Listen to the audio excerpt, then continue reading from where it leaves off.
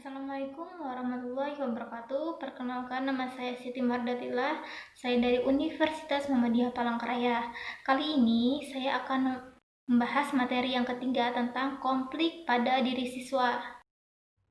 Konflik itu kata yang membuat perasaan tidak tenang. Konflik juga menimbulkan suasana yang meresahkan. Konflik sepatutnya dihindari.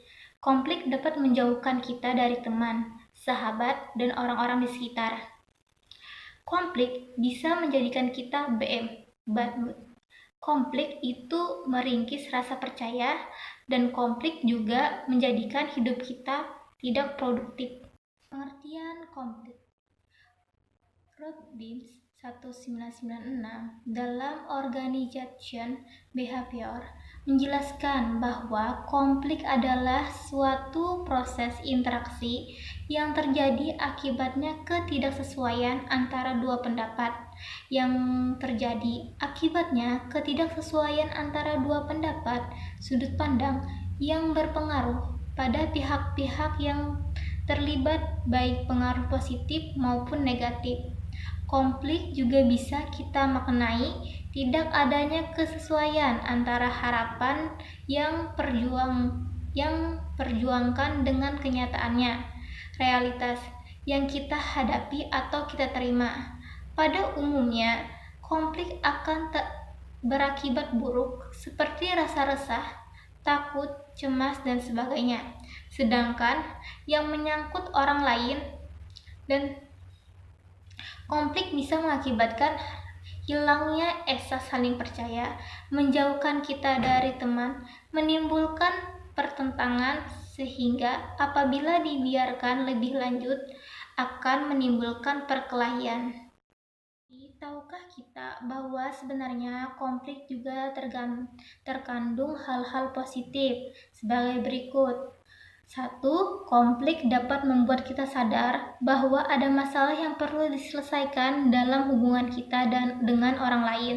Yang kedua, konflik dapat memotivasi kita untuk segera memecahkan masalah yang selama ini tidak kita sadari dengan jelas. Yang ketiga, konflik dapat memunculkan kesadaran dan memotivasi kita untuk melakukan berbagai perubahan dalam diri kita. Yang keempat, konflik juga dapat membuat hidup kita menjadi lebih baik.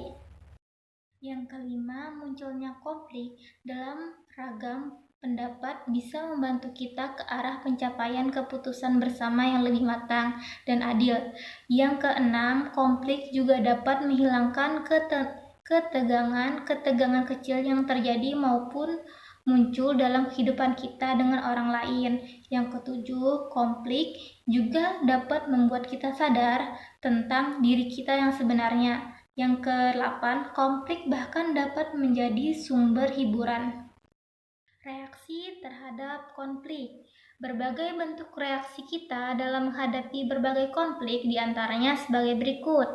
Yang pertama, avoidance, menghindar. Tidak semua konflik bisa kita hindari, tetapi meminimalisir konflik dengan sebisa mungkin, menghindari benturan kepentingan.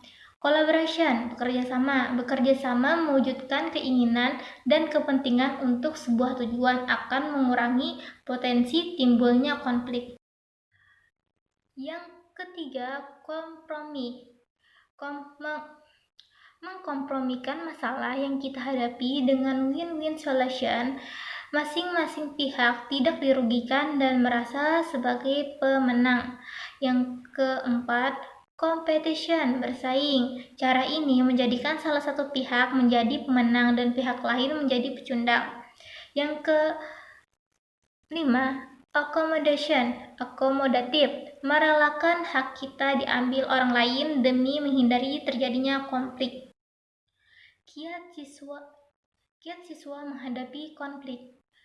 Yang pertama, tetap percaya pada seseorang yang sedang bermasalah dengan kita.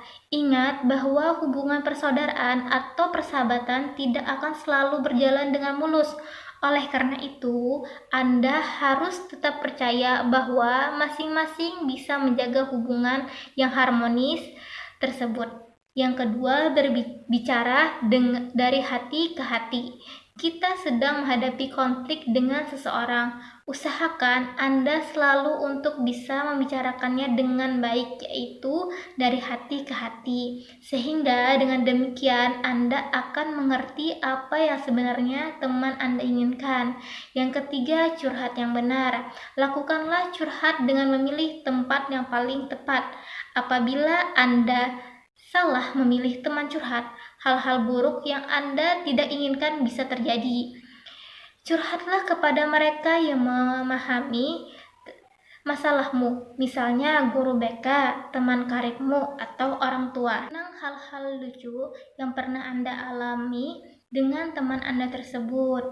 Yang kelima, beri maaf. Pernahkah kamu menemui orang yang berkata, udahlah, kamu udah aku maafkan, tetapi jangan temui aku lagi. Atau sebaliknya, pokoknya aku nggak maafin dia sebelum dia minta maaf ke aku. Wah, yang begini nih yang menyebabkan konflik sulit teratasi. Yang keenam, introspeksi. Jangan langsung menyalahkan teman Anda yang menyebabkan konflik tersebut, tetapi Anda juga harus introspeksi diri. Jangan-jangan Anda yang bilang keladinya.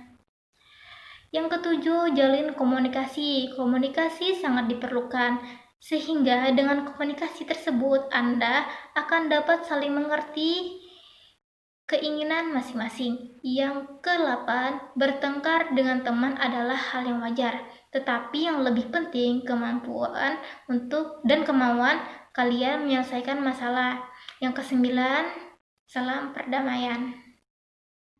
Sampai di sini materi yang ketiga tentang konflik pada diri siswa.